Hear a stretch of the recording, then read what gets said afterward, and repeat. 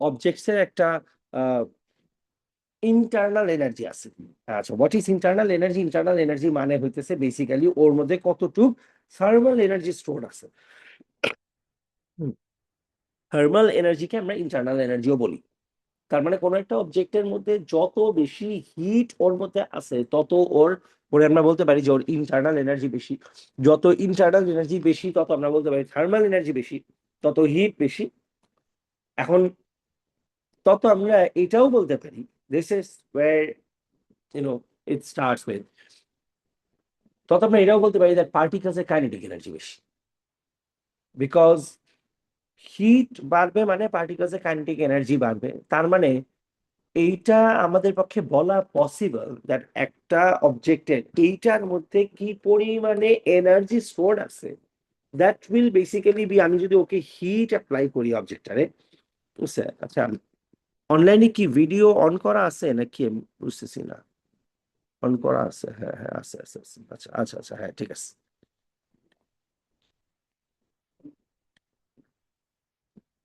এটা ইয়ে করে দিলাম। হ্যাঁ, এখন তার মানে হইতেছে যদি আমরা অবজেক্টের ইন্টারনাল এনার্জি চিন্তা করি, তার মানে এইটার মধ্যে টোটাল কি পরিমাণ গ্র্যাভিটেশনাল পোটেনশিয়াল এনার্জি আছে, plus the kinetic energy of each of the particle. আর আমি যদি এটারে হিট অ্যাপ্লাই করা স্টার্ট করি, one thing we know is ওর জিপি ইনক্রিজ করবে না। কিন্তু কি হবে, each particle will vibrate with more kinetic energy that basically will end up in a situation where we can say that the overall internal energy of the object has increased. তার মানে এই পুরা অবজেক্টের ইন্টারনাল এনার্জি মানে হইতেছে এইটার প্রত্যেকটা পার্টিকেলের GPE plus প্রত্যেকটা পার্টিকেলের kinetic energy. So in a way we can say that kinetic energy of each particle is the heat, is the thermal energy, is the kinetic energy, and the internal energy of the object as well. So ওভারঅলে আমরা অনেক সময় এটাও বলতে পারি that একটা অবজেক্টের temperature বাড়ানোর জন্য, সরি, একটা অবজেক্টের ইন্টারনাল এনার্জি বাড়ানোর জন্য আমাদের ওই অবজেক্টের কাইনেটিক এনার্জি বাড়াইতে হবে। So if you increase kinetic energy in a way, listen, if you increase kinetic energy of the particles, তার মানে you are increasing the internal energy of the particles and you are increasing the temperature. So now coming to the topic, what is temperature? Temperature is not heat. আজকে temperature কত? Obviously it is not heat, it's a scale. Temperature is a scale. Temperature is the scale with which we can measure how much internal energy of an object possesses. আমি যদি বলি যে এই অবজেক্টের temperature কত, তার মানে এটার মধ্যে কত হিট আছে তা বলতেছি না, কিন্তু আমরা জিজ্ঞেস করতেছি যে স্কেল দিয়ে মেজার করলে অবজেক্টের টেম্পারেচার কত হবে। ফর এক্সাম্পল, আমরা থার্মোমিটার ইউজ যখন করি, আমাদের গায়ের টেম্পারেচার যতখানি আসতেছে, বডি টেম্পারেচার যেটা আসতেছে, ওইটা তো আর হিট না, ওইটা ইটস আ স্কেল। সো আচ্ছা, তার মানে টেম্পারেচার বলতে অনেক মানুষজনই আমরা অনেকে হিট মনে করি, টেম্পারেচার মানেই মনে করি internal energy. It is not, obviously temperature মানে দ্যাটস জাস্ট দ্য স্কেল। আচ্ছা, okay. Matter is made up of particles, this particles are constantly moving. Moving বলতে you understand what kind of moving. If it is a solid then vibrational movement, liquid and gases এর ক্ষেত্রে movement within the material itself. When we feel some matter, we feel something that we call heat. তার মানে আমরা কোনো কিছুকে touch করলে আমরা যেটা ফিল করতে পারি এটা হচ্ছে ম্যাটারের হিট। আমরা যা বুঝতে পারি এটা হচ্ছে ম্যাটারের মধ্যে কতটুক টেম্পারেচার আছে, এটাই আমরা বুঝতে পারি। আমরা যে কোনো অবজেক্টকে চোখ বন্ধ করে টাচ করার সাথে সাথে আমরা বলতে পারি যে এটা কি ঠান্ডা অবজেক্ট। যেমন স্টিল ধরলে আমরা বুঝি যে কোল্ডার কম্পারেটিভলি লাগে আমাদের কাছে। It is all because of ওর মধ্যে হিট কতটুকু প্রেজেন্ট আছে। ঠিক আছে, আচ্ছা, this is just our impression of how fast the particles are moving. আচ্ছা, so this is how we are putting it now. আমরা যখন ম্যাটারকে ধরে বলতেছি এটা একটু ঠান্ডা, যেমন আইস টাচ করলে আমরা বলতেছি ঠান্ডা, তার মানে অ্যাকচুয়ালি আমরা কি বলতেছি, ওইটার স্কেল তো আছেই, অ্যাট দ্য সেম টাইম ওইটার ভিতরের পার্টিকেলস কতটুক স্পিডে ভাইব্রেট করতেছে, that is what you are sensing. Does it make sense? তুমি কোন একটা অবজেক্ট, একটা চার কাপ যদি আমরা ধরার পর বলি যে if it has some hot tea in it, আমরা টাচ করার সাথে কি বলবো যে এটা অনেক গরম। মানে তুমি গরম বলতেছো মানে কি টেম্পারেচার বেশি, কিন্তু আমরা ফিজিক্সের টেম্পারেচার মানে কি বুঝলাম, যার টেম্পারেচার বেশি তার ইন্টারনাল এনার্জি বেশি, তার ইন্টারনাল এনার্জি বেশি মানে কি particles এর kinetic energy বেশি। তার মানে what you are sensing by coming in contact with an object is in a way the internal energy, or you can also say যে আমরা পার্টিকেলের কাইনেটিক এনার্জি সেন্স করতে পারি। ঠিক আছে, এইটার টেম্পারেচার এখন যাই আছে, আমি হাতে ধরার পরে যেটা ফিল করতে পারতেছি ওইটা দিয়ে আমার ব্রেইন ডেফিনেটলি সাবকনসিয়াসলি ও ধরে নিতেছে যে টেম্পারেচার খুব বেশি কিছু না, তার মানে ওর কাইনেটিক এনার্জিও খুব বেশি একটা নাই। আর এটা যদি অনেক গরম লাগতো হাতে ধরার সাথে, যেটা বার্নিং একেবারে, তাহলে আমার ব্রেন সাথে কি চিন্তা করতো ওর টেম্পারেচার অনেক হাই, তার মানে পার্টিকেলস এর কাইনেটিক এনার্জি অনেক বেশি। সো ফিজিক্সে অনেক সময় কাইনেটিক এনার্জি বলতে আমরা টেম্পারেচার মিন করি। বুঝছে? খুবই সিম্পল বেসিক ডেসক্রিপটিভ জিনিসপত্র, কোনো এখানে রকেট সায়েন্স কোনো কিছু নাই। ঠিক আছে, তোমার কমপ্লিকেশনস কোনো কিছুই নেই চ্যাপ্টারে। আচ্ছা, সেকেন্ড লাইন থেকে, this is just our impression of how fast the particles are moving. The higher the average speed of the particles, the hotter an object is. বুঝি? Next paragraph, second paragraph. There is a technical difference between heat and temperature. Heat is the energy in transit and also known as the work done. Temperature is the internal energy of the substance. We feel heat, not the temperature, obviously. Acha. For if the energy did not move from an object, would not be able to measure it. Acha, আমরা obviously objects কে temperature measure করতে পারি কেন? যেমন আমরা জ্বর আসলে আমাদের নিজের গায়ের টেম্পারেচার কেন মেজার করতে পারি? বিকজ আমাদের গায়ের থেকে হিট এনার্জি থার্মোমিটারে যায়, থার্মোমিটারে বেশি গেলে থার্মোমিটার বেশি রিডিং দেয়, তখন আমরা বুঝি যে তার মানে আমাদের গায়ের মধ্যে হিট এনার্জি বেশি আছে। জ্বর আসার কারণে because of some unusual behaviour the body is excessively generating hit energy, যেটার কারণে থার্মোমিটার কি আসলে থার্মোমিটার যখন তোমার গায়ের টেম্পারেচার ডিটেক্ট করে, ও কিন্তু আসলে জীবনও তোমার গায়ের টেম্পারেচার ডিটেক্ট করে না, ও নিজের টেম্পারেচার বলে, তাই না? থার্মোমিটার কিন্তু ওর নিজের টেম্পারেচার বলে, কিন্তু থার্মোমিটার তোমার গা থেকে হিট নিয়ে ওর টেম্পারেচার বাইরে গেছে দেখে ও বলে যে আমার টেম্পারেচার এখন এত। A thermometer cannot detect your body temperature. What it detects is its own temperature, but or temperature বাইরে যায়, তাই আমরা বুঝি যে তার মানে আমাদের গায়ের টেম্পারেচার বেশি আছে।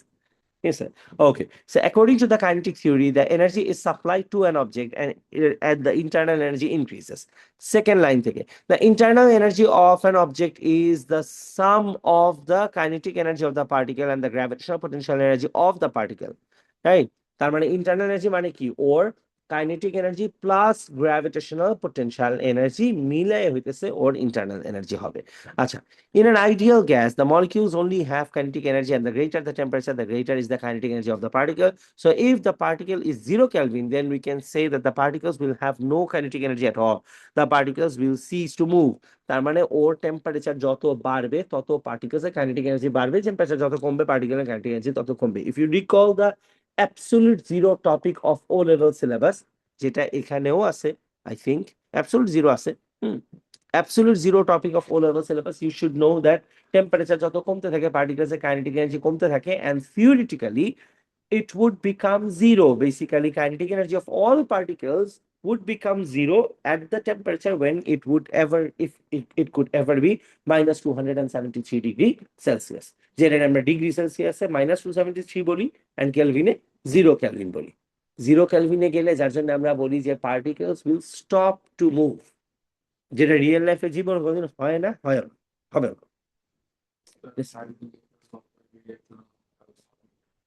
হ্যাঁ, পার্টিকেল মুভ করা শুরু করলে তার মানে প্রেশারও নাই হয়ে যাবে, অ্যাটমসফিয়ারিক প্রেশার নাই হয়ে যাবে। So it is not possible. Atmospheric pressure zero হয়ে যাওয়া মানে হইতেছে কোনো animals can not survive, because we are surviving because of the atmospheric pressure. Atmospheric pressure ছাড়া তো আর আমরা সার্ভাইভ করতে পারবো। ঠিক আছে, তোমার ব্রিদিংও উইল বি ডিফিকাল্ট। ডিফিকাল্ট মানে কি, তুমি তো ব্রিথ করতে আমরা অনেক ইজিলি পারি because air automatically tries to get into your lungs. ঠিক আছে, কিন্তু তখন তো মানে কি থিওরিটিক্যালি তো ইট ইজ পসিবল। এখন এয়ার আছে, এয়ার ন্যাচারালি আমার লাংসে যাচ্ছে না, কিন্তু ইফ আই ক্যান, হ্যাঁ, inhale the air with so much energy, তাহলে তো আমি ভিতরে নিতে পারবো 100%। জাস্ট না মানে এখন এটা পসিবল না, তার আগে you will bleed to death. যদি 1%, যদি এমন হইতোই that at 0 Kelvin, is the last line, if the temperature becomes 0 Kelvin, then we can say that particles will have no kinetic energy and all particles will stop the movement. তার মানে particles এর, হ্যাঁ, হ্যাঁ, তাও হইতে পারতো না। হ্যাঁ হয়, বাট ওটা তো আর ন্যাচারাল কোনো সিচুয়েশন না।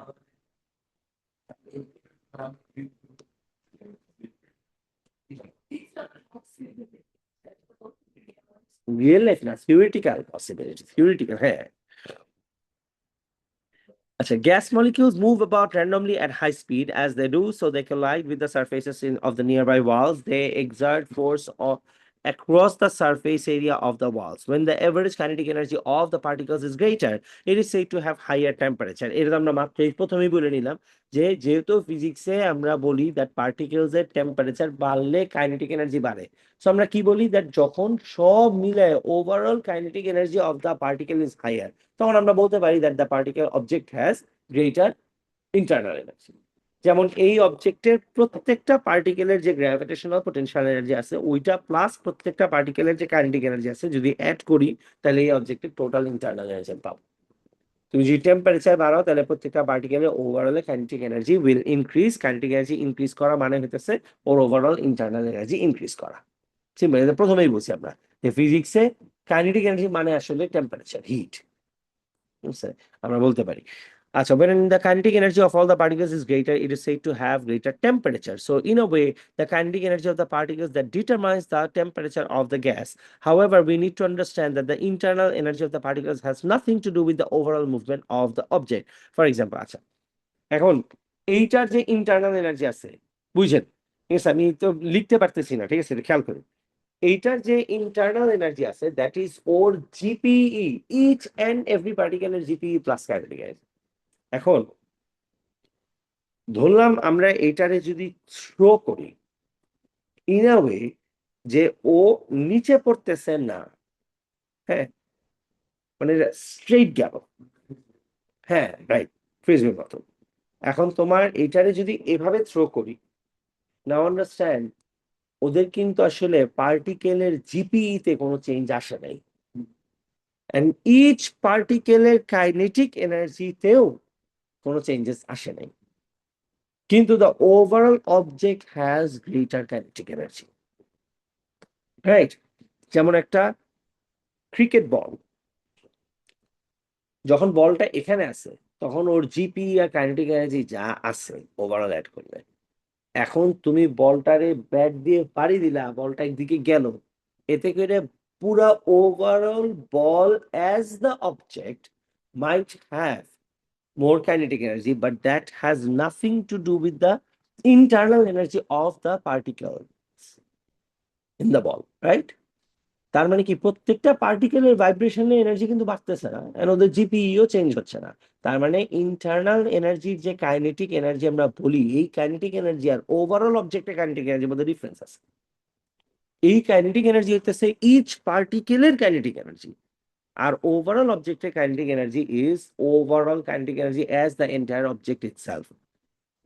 তার মানে এইটার এখন জিপি প্লাস কাইনেটিক এনার্জি যা হবে, আমি যদি এটার উড়ায় মানে উপরের দিকে, ইন দ্যাট কেস ওর প্রত্যেক পার্টিকেলের জিপি আর কাইনেটিক এনার্জি অ্যাড করলে সেমই থাকবে, কিন্তু ওভারঅল এই পুরাটা as one single particle gains more kinetic energy. ঠিক আছে, internal energy does not change based on তুমি অবজেক্টকে থ্রো করছো না হাতে রাখছো নাকি ফেলে দিছো না কি হয়েছে। Internal kinetic energy is different. ঠিক আছে, ওকে। এবার আসি আমরা অ্যাবসলিউট জিরোতে। এখান থেকে সবকিছু আমরা এটা ও লেভেলে পড়ছি না সালমা? ঠিক লাগে, রাইট? টেম্পারেচার যত বাড়বে পার্টিকেলস এর অবজেক্টের ভলিউম তত বাড়বে গ্যাসের, আর টেম্পারেচার কমলে ভলিউম কি হবে? কমে যাবে। কমতে থাকলে বাম সাইডের পার্টটা ডটেড লাইন দেওয়া আছে। ডটেড লাইনটা কেন দেওয়া আছে? বিকজ এটা রিয়েল লাইফে পসিবল হয় না, বাট যদি আমরা এই গ্রাফটা কন্টিনিউ করি, in that case the graph would meet at the point X axis meet করবে যেখানে volume of the gas has become zero and the temperature would become minus 273 degree Celsius. এটা সবাই পারি, বুঝছেন? তাহলে আমি এটা পড়াচ্ছি না। আচ্ছা, উই আন্ডারস্ট্যান্ড দ্যাট ডিগ্রি থেকে ক্যালভিনে কেমনে যায়, ক্যালভিন থেকে ডিগ্রিতে কেমনে যায়, পড়াচ্ছি না, তাহলে আমি এগুলো স্কিপ করে গেলাম। ইনভেস্টিগেটিং থার্মোস্ট্যাটস। থার্মোস্ট্যাটস কি জিনিস? এখানে আমি ডিরেক্টলি ডায়াগ্রাম থেকে বুঝাই, এক ডায়াগ্রাম দেখলেই তোমরা বুঝতে পারবা যে ভি ইন যেটা লেখা আছে বাম সাইডে, ভি ইন মানে পাওয়ার সাপ্লাই, ভি ইন মানে পাওয়ার সাপ্লাই আমরা ধরে নিলাম। কিছু হইতো না, দিছে আর কি অনেক সময়, না না না, অনেক বইতে এভাবে লিখে, ভি ইন লিখে। কারণ কি এটা, আচ্ছা এটা এখন এটাও কোয়েশ্চেন যে ভি ইন কেন লিখে, because there are formulas based on that. V out is equal to V R divided by V in, total V voltage multiplied by the resistance or something, ঠিক আছে।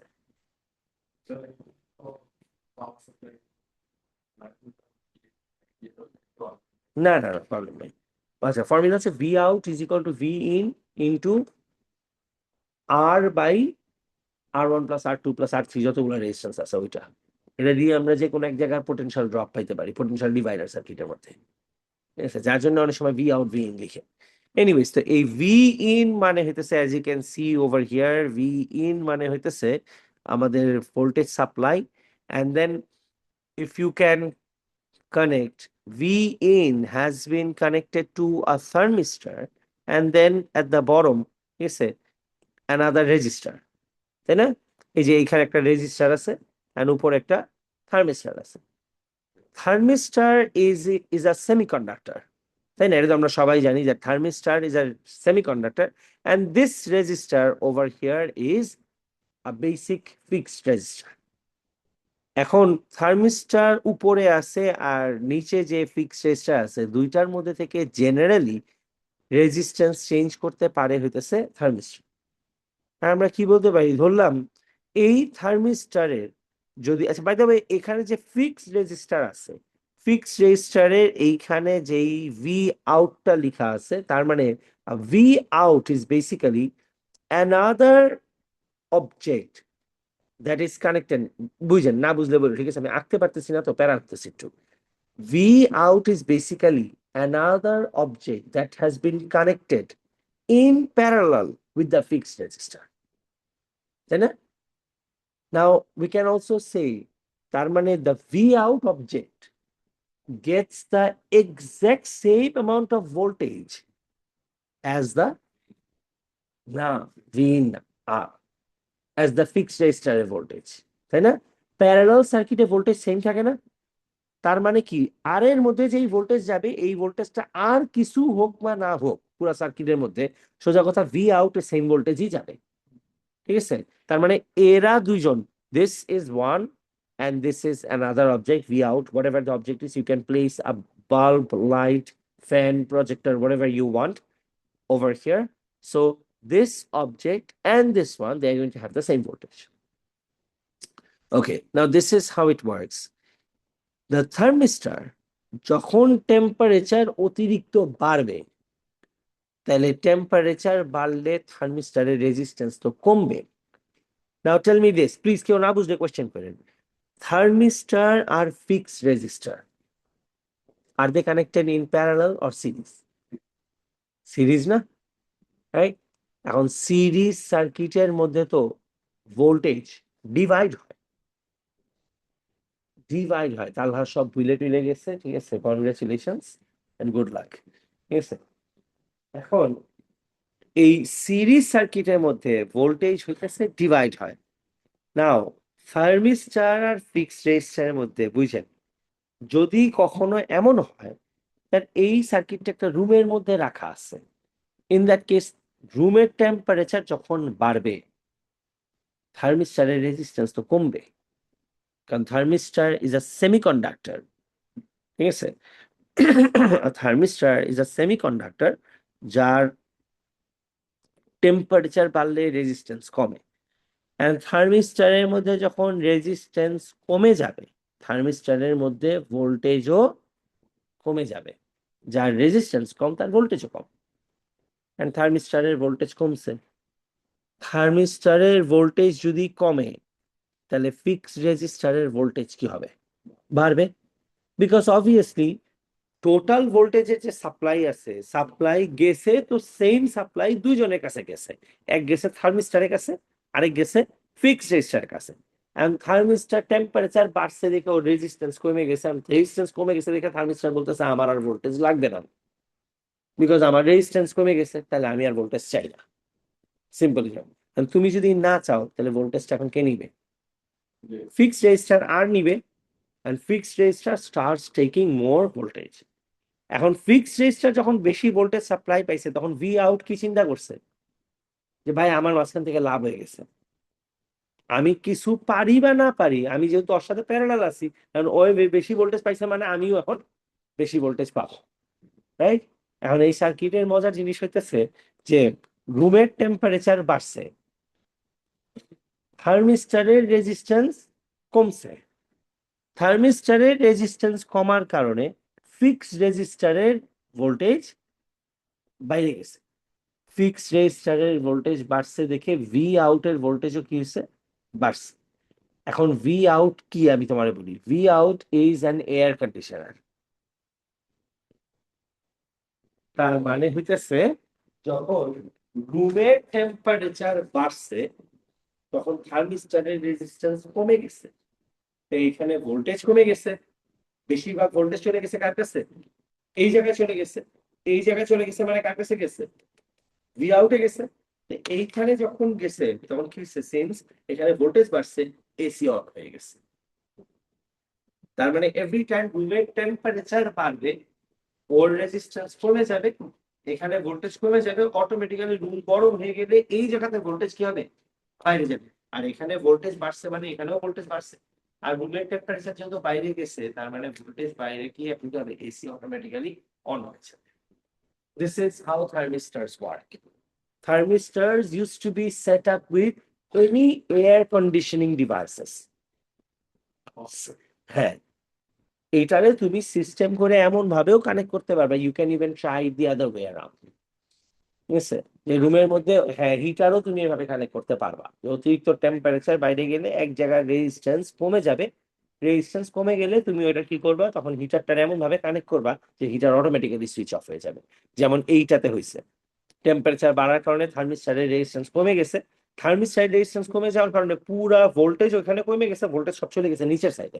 আর অতিরিক্ত ভোল্টেজ যাওয়ার কারণে কি হয়েছে? নিচের সার্কিট অন হয়ে গেছে। তার মানে রুমের টেম্পারেচার বাড়লেই নিচের সাইডের সার্কিটটা অন হবে তাড়াতাড়ি করে। আর নিচের সার্কিট অন হওয়া মানে কি? এসি শুদ্ধ অন হওয়া। তার মানে এভাবে করে আমরা অটোতে সেট করতে পারি এসি। ঠিক আছে, করি না কেন? করি তো, আগে করতাম এগুলো, এখন তো আর এসব করা লাগে না।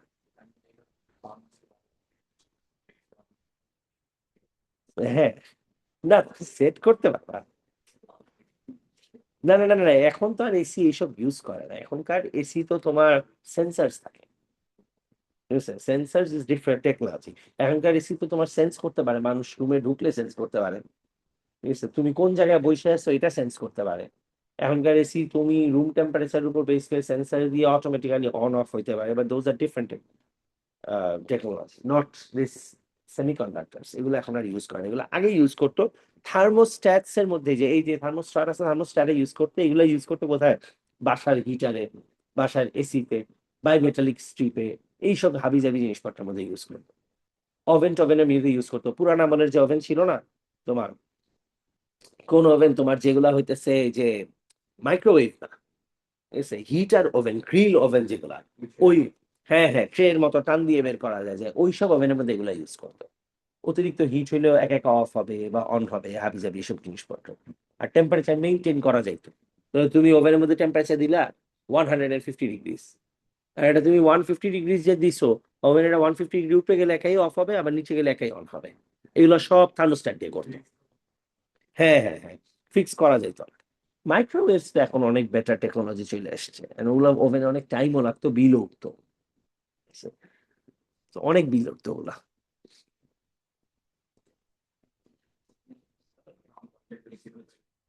হ্যাঁ, আর্জেন্টিনার নেক্সট ম্যাচ কালকে, কালকে রাতে 11টার সময়।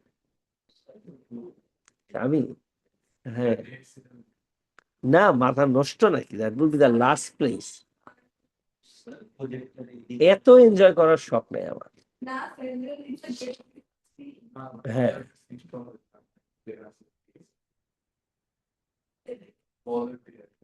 ও আচ্ছা, কিন্তু তুমি যাবা খেলা দেখতে? টিএসসি তে কালকেরটা? না, আমি অন্য জায়গায় দেখবো খেলা। না, আমি বাসায় হয় বাসায় দেখবো, আর যদি বাসায় না দেখি তাহলে কোনো ক্যাফেতে দেখবো হয়তো কালকেরটা। ক্রিমসনে খেলা দেখায় তো, ক্রিমসনে খেলা দেখায়, তারপর তোমার, হ্যাঁ হ্যাঁ, ওয়ার্ল্ড কাপ না, হ্যাঁ হ্যাঁ, সাথে সাথে আমরা ক্রিমসনে দেখায়, গ্লোরি এজেন্সি দেখায়। ভাই এই গরমের মধ্যে টিএসসি তে খেলা দেখতে পারবো না, পাগল হয়ে যাবো, মরে যাবো। বুঝছে, সম্ভব। হ্যাঁ হ্যাঁ, প্রচুর মানুষ, অস্বাভাবিক লেভেলে মানুষ। কালকে তো পরশুদিন ব্রাজিলের ম্যাচে তো মনে হয় মানে কত মানুষ যে ছিল এখানে। হ্যাঁ হ্যাঁ।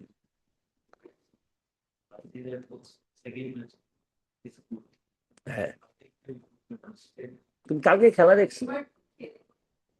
নেইমার না খেললেই ভালো।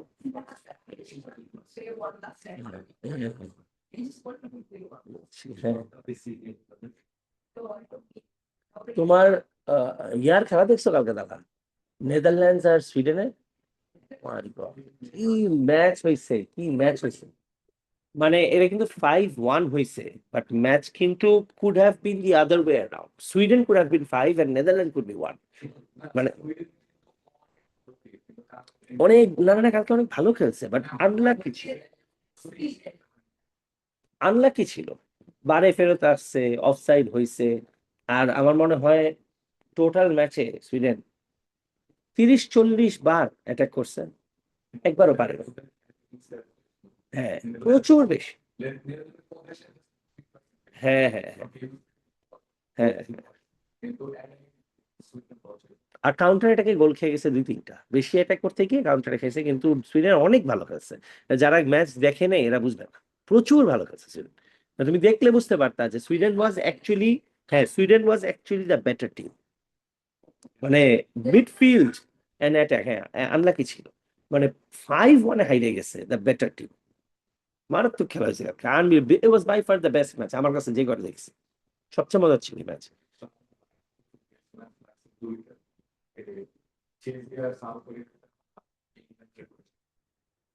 ইংল্যান্ড ক্রোয়েশিয়াটা হয়েছে ম্যাচ ভাই, আমি দেখতে পারি না যদিও, বাট এটা খুব গুড ছিল। কত ম্যাচ দেখবো, মানে 11টার দিকে একটা খেলা, বা 2টার দিকে একটা খেলা, 4টায় খেলা, 7টায় খেলা, এখন এগুলো দেখতে থাকলে তো ক্লাসেসই নেওয়া পসিবল। কালকে 2টা খেলা আমি দেখি নেই বিকজ অফ ক্লাস, তো দেখতাম। হ্যাঁ, টিভি ইনস্টলে কি করবো, খেলা তো মোবাইলেই দেখা যায়। না না, এখানেই তো খেলা দেখা যায় রে বাবা, প্রজেক্টরই তো ছাড়া যায়। প্রজেক্টরে খেলা, খেলার টাইমিং তো প্রজেক্টরে ছাড়া যায়। হ্যাঁ হ্যাঁ হ্যাঁ, ওই কালকে ও লেভেল স্টুডেন্টসরা বলতেছিল রাত 11টার খেলা এখানে প্রজেক্টরে ছাড়তো। আরে প্যারা হয়ে যাবে।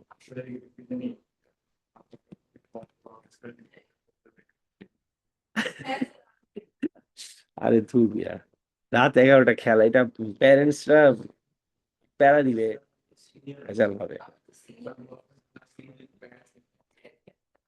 বুঝছি, কিন্তু না, খেলা শেষ তো হবে অনেক লেট না, 1টা বেজে যাবে খেলা শেষ করতে, এটা প্যারেন্টসরা করতে চাবে না। হ্যাঁ,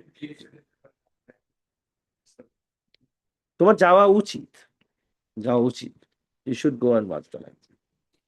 মানে এইটা এখন ভালো লাগবে তোমার কাছে, একটা পয়েন্টে ভালো লাগবে না। আমি if I tell my friends, nobody could go, সবাই everybody will say the same thing, এত গরম এত ঠেকা নেই খেলা দেখা। বাট এই তোমার এই যে ঠিক আছে।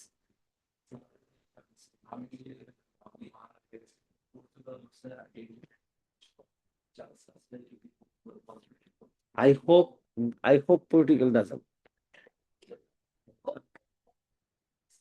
পর্তুগাল আমার একদম ভালো লাগে না, একেবারেই ভালো লাগে না পর্তুগাল।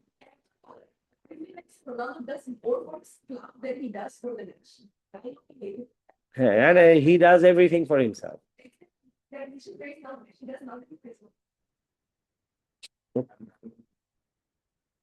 আচ্ছা, স্পেসিফিক হিট ক্যাপাসিটি হচ্ছে এটা খেলাছে, সবার খেলাছে স্পেসিফিক ক্যাপাসিটি। হ্যাঁ, দ্য অ্যামাউন্ট অফ টেম্পারেচার না, amount of heat energy. The amount of heat energy required to increase the temperature of 1 kg of an object by 1 Kelvin. আচ্ছা, specific hit capacity যেমন water আর লেডের মধ্যে water একটা বেশি, তার মানে water is a better insulator. যার specific capacity বেশি তার মানে কি ওর সহজে ওর টেম্পারেচার বাড়বে না, তার মানে হইতেছে ওর বেটার ইনসুলেটর। আর লেড হইতেছে the very good conductor because ওর স্পেসিফিক ক্যাপাসিটি অনেকই কম। So this is the formula, এগুলো জানি না আমরা, E equal to M C del theta and all that, এগুলো আমি আর পড়াচ্ছি না। আচ্ছা, ডু উই হ্যাঁ, do we remember how to measure the specific capacity of a solid object? আচ্ছা, এইটা এক্সপ্লেন করতে হবে। হুম হুম হুম। আচ্ছা, লিকুইডেরটাও আর সলিডেরটাও, এই দুইটা স্পেসিফিক ক্যাপাসিটি পার্ট আমাদের জানা লাগবে। আচ্ছা, স্পেসিফিক লেটেন্ট হিট, হ্যাঁ হ্যাঁ হ্যাঁ। আচ্ছা, স্পেসিফিক হিট ক্যাপাসিটির, হুম, আচ্ছা, এগুলো আমাদের খেয়াল আছে না সব?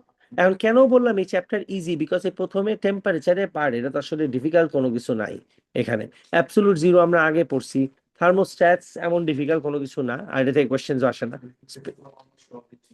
আগে পড়াবো, থিওরি আসবে। ও লেভেলস এর স্পেসিফিক ক্যাপাসিটি আমরা পড়ছি, latent heat of fusion, latent heat of vaporisation পড়ছি, স্পেসিফিক ক্যাপাসিটি মেজারমেন্ট আমরা ও লেভেলস এ পড়ছি। এখানে আমরা পড়ি নাই একমাত্র হইতেছে এই যে বোল্টজম্যান ইকুয়েশন। আচ্ছা, বয়েলস ল, চার্লস ল, এগুলো আমরা ও লেভেলসে পড়ছি না, রাইট? আচ্ছা, এইগুলা থাকুক, ইনশাল্লাহ আমরা নেক্সট ক্লাসে এই বাকিটুকু শেষ করে ফেলবো। ঠিক আছে, এইটুকু পর্যন্ত থাকুক, নেক্সট ক্লাসে শেষ করতে হবে। আজকে আইপ্যাড নাই তো, আমি আর এই ম্যাথস না করি।